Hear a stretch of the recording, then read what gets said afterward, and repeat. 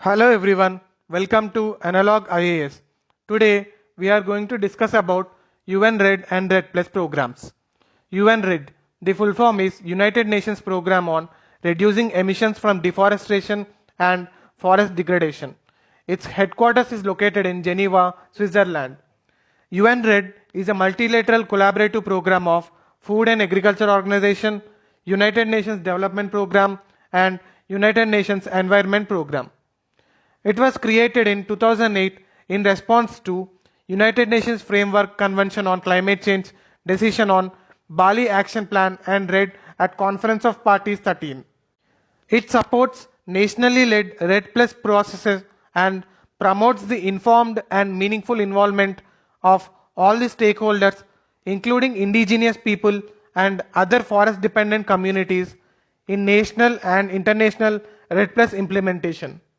Next, let us discuss about REDD Plus. It is a mechanism developed by parties to UNFCCC.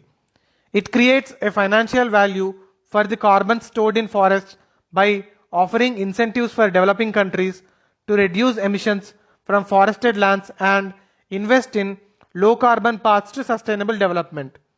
It goes beyond simply deforestation and forest degradation and also includes the role of conservation, sustainable management of forests and enhancements of forest carbon stocks.